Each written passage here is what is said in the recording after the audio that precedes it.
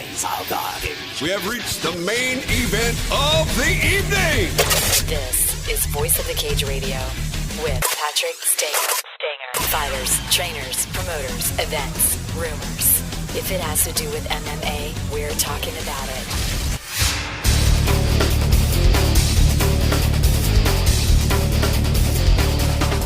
Hey, this is Junior Dos Santos, and you listen Voice of the Cage with Patrick Stanger. You don't know, you should know. This is Chael Sonnen, and you're listening to Voice of the Cage with the one and only Patrick Stanger. Hey, this is Mike Goldberg, voice of the Ultimate Fighting Championship, and you are listening to Voice of the Cage with my good friend Patrick Stanger. Here we go! Hey, welcome to Voice of the Cage. I'm Patrick Stanger, and on the phone right now, I have a very special guest and a guy that I've been wanting to interview for quite some time, the veteran voice of the Octagon, Bruce Buffer. Hi, Patrick. Happy holidays. Happy holidays to you, Bruce. How you doing? I'm doing great. You know, getting into festive, joyous season, having some time here to relax, and basically no travel, but spend time with my loved ones, my family, and, you know, enjoy that time of year. So you're home in L.A.? Yeah, in L.A., and I live here, you know, by the beach. It's just really beautiful winter weather, and just enjoying it. You know, it's kind of like I travel all over the world, but I do happen to live in a bit of vacation land myself, so it's just nice to be home for a good 8 or 9 days. Yeah, I think you live in Malibu or something, right? Yeah, I grew up in Malibu since I was 15, and I lived by the beach, and it's kind of hard to move away from the ocean air once you've been smelling it all these years. So I live in Marina del Rey right now, which is a really, you know, beautiful area, and close to the airport. As you well know, it's very advantageous to be 12 minutes away from Los Angeles Airport, considering what I do. Yeah, right. Hey, so when you say family, do you mean like your mom and dad, or, I mean, what do you mean? You know, my mom, I lost my dad 4 years ago, but my mom and my brother, my sister, you know, my godkids, all that kind of stuff, you know, everybody that's close to me. And that's what Christmas is all about, is, you know, spending that time with people you love. Yeah, that's awesome, man. It's a good time of year, absolutely. You know, I'm just curious a little bit about your early beginnings and how you got started in the ring announcing business. Obviously, we know that your half-brother is Michael Buffer, and you were his manager. But how did you actually start ring announcing yourself? Well, you know, I'm still managing Michael's career, and Michael's the great legendary ring announcer that basically I think brought attention to the ring announcer beyond the fact that it's been around for decades, you know, upon decades, considering boxing's been around as long as it's been around.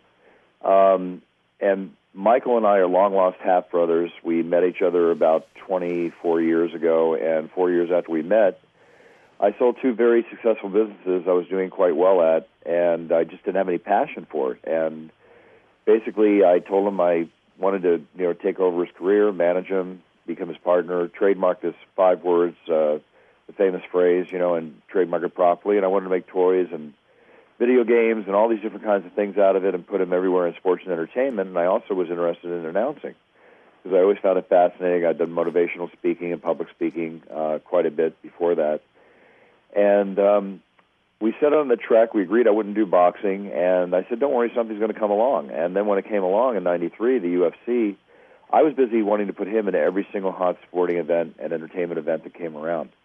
So I put him in UFC 6, 7, and the Ultimate. I made a 3-fight deal with UFC. And after that, I had to pull him for certain business reasons. It would have been hard for him to continue, considering everything going on. And I wanted to announce myself, but they didn't want to give me the job. And they had hired somebody else, a gentleman that a lot of people know named Rich G. Mangoyans. So I'm figuring, how can I possibly get this done? Because I've been in martial arts since I was 12. I figured this is the arena. I should be here. I love this sport. I pitched him on the fact that I could help him build the sport through, you know, a lot of different areas that I'm connected with. But it kind of fell on deaf ears, so I managed a fighter named Scott the Pitbull Ferrazzo. Do you remember him? No, I don't. Okay, well, he fought back in UFC 8 in Puerto Rico. So on the way down to Puerto Rico, I called the owner. I said, look, I'm coming down with my fighter. I packed my tux. Let me show you what I got, and I'll do the prelims.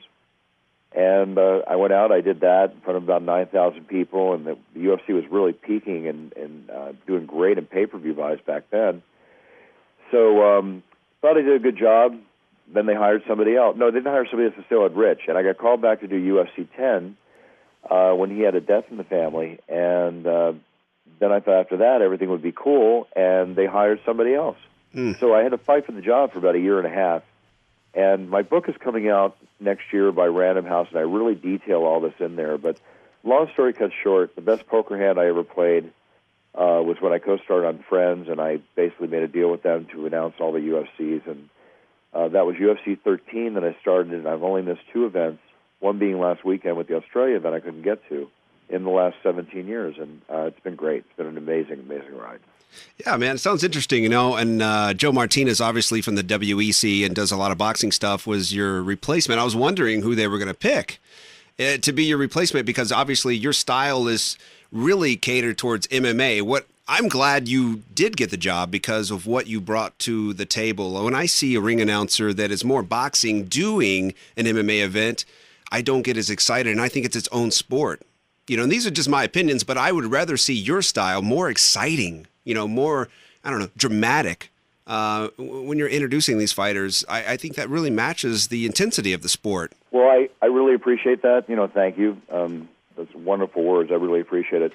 Joe, of course, is a very fine announcer. Does a great job. I was happy to see that they brought us somebody that knows the production. He'd worked with the production team and the WEC for quite a while, so it was a good choice. And basically, it was just impossible for me to get back. And the way I announce is because I announce fighters the way I would want to be announced if I was fighting. I just have a lot of passion in the way that I announce, and it comes out. It's not what I like to say. It's not what I say. It's how I say it. And I just throw it all on the table, all in the octagon when I'm out there. I don't rehearse. I just feel the energy of the crowd, and that really gets me going to where I get to.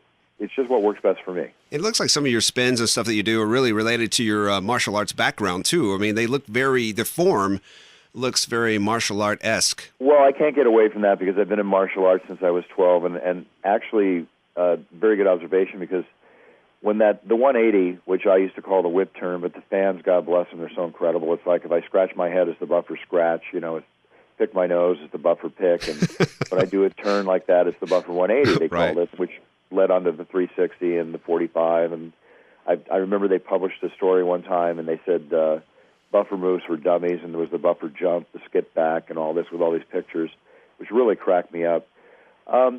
Again, that was created really out of a mistake. I remember one time I was announcing, it was years ago, and because of the way I move, was facing the red corner when I was about to say fighting out of the blue corner, and my left brain to my right brain is like, hey, you're really screwing up here. You've got to get to the other side of the octagon. You've got to be facing the blue corner. So I immediately threw my body into a spinning bottom fist and then just literally ignited at 180. And as I was saying, fighting out of the blue corner, boom, I turned, and then I'm facing the blue corner, and the audience reacted. And unknowingly, I thought, wow, that was fun. But then again, I got a reaction. Maybe there's something there, and I realized that it's something I enjoyed doing. It just kept developing over time. But, again, it's not rehearsed. It's strictly just how I feel at that moment, which is kind of like improvisation. It works for me. My passion keeps flowing. I'm having fun. And I always say when the passion wanes, then I've got to seriously consider retiring out of the octagon. But it's just getting stronger. That's not happening at all. Well, I'm a ring announcer here in Texas. And I've been doing some gigs since 2007. I guess I do like 3 or 4 a year. And one of the things that I've noticed, and when I'm doing a gig, is that I get really tired towards the co-main event and the main event, and I think I just go in there and blow out I guess maybe I got adrenaline dump and I'm really torquing out a lot of energy. But I notice you don't seem to lose any energy. You seem to get more excited as the event goes. And I've tried pacing myself. I've tried taking honey in between bouts and just carb loading, all kinds of different things. But I'm just curious, what is your secret? Are you tired? Do you just act like you're not tired? I mean, what are you doing? No, I'm not tired. I'm actually getting more excited because I'm preparing for the main event, and that's why when I do the It's Time, it's all about the fact that we've been here for 5 hours or more. These fighters are trained for 8-10 weeks, whatever the case might be. We've watched some really great bouts, greatest warriors possible in the UFC Octagon. And now it's the main event. I mean, it's time. I mean, this is where it's all coming down to. We've been sitting here waiting. Now it's happening. The fighters are trained. Now it's happening. I'm announcing, about to finish. Now it's happening. Let's blow it out. It's time. Let's get this thing going. So my mind is geared that way because when I announce, there's the initial fight leading all the way up to the main event. So it's kind of like a crescendo. And that's why when you notice, I basically just keep, how do I put it? building it up and building it up, Yeah. and then boom, let it go. But don't you get adrenaline dump though, or something when you're going out? I mean, it's it's a title fight. It's Anderson Silva and Chael Sonnen. I mean, aren't you just like pumped before you even get out there? I mean, with the prelims. It's okay. That basically is right. I mean, it's like, think about it. You're walking out. You're announcing Randy Couture. You're announcing Nogueira, like at 105 or 103. I forget which one it was in Portland, Oregon. How do you not now? Congratulations to you, all respect, doing the ring announcing. I respect everybody that gets out there in front of people. But how do you not get excited going out there with these two giants, one being royalty, who I bow to, and being the greatest role model ever in the sport, which is Randy Couture. And Nogueira, as an announcer, you get so much meat announcing his entire name, along with all the credentials and going into Randy's name.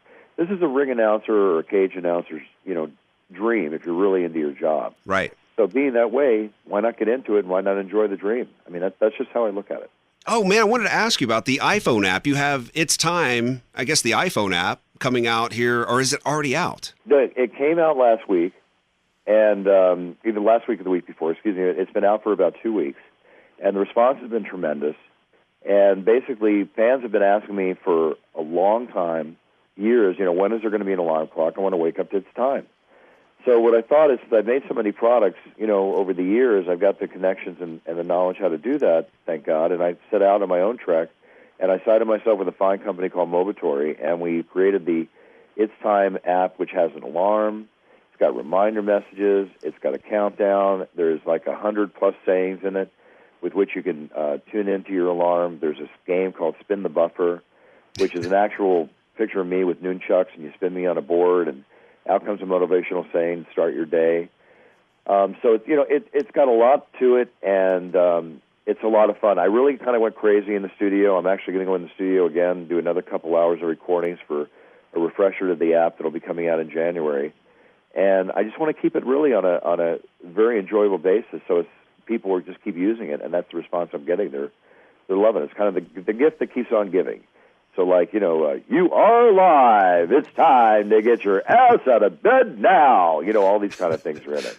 Right. Now, is it just for the iPhone? For the iPhone, the iPad, the Droid model will be out probably in the early part of next year. Cool. And that's where it's at right now.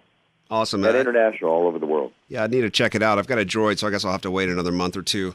But, man, I'd love to keep talking to you. Obviously I've got a lot of questions, and, it's good to have you on the phone, but I got to let you get to your next interview. So I really appreciate you taking my call today, Bruce. And, what your website is bufferzone.net? Actually, for people that want to listen to my podcast, which is a lifestyle show, we've got, TV, film stars, MMA stars, sports stars. Basically, that's at bufferzone.net. You can get the archive shows there or at iTunes. And then you can follow me on Twitter at Bruce Buffer, where I announce pretty much everything, because my book comes out in June. And then my clothing company, It's Time Industries, will be launching next year at retail. So lots of great stuff coming up, that and much more. But the app is really cool. So I just want to wish everybody a happy holidays and enjoy the app. 99 cents. I always kid everybody, if you don't like it, talk to me. I'll give you $1. It's really that simple. Awesome, Bruce. Thank you so much. Thank you, and best of luck in your career, and also congratulations to the ring announcing. Keep it going, and keep us all proud. Happy holidays. Thanks for listening to Voice of the Cage Radio. Email questions, inquiries, and other business to info@voiceofthecage.com. Facebook search Voice of the Cage and like to get the latest Voice of the Cage radio show. To book Patrick Stanger at your next fight promotion, visit voiceofthecage.com.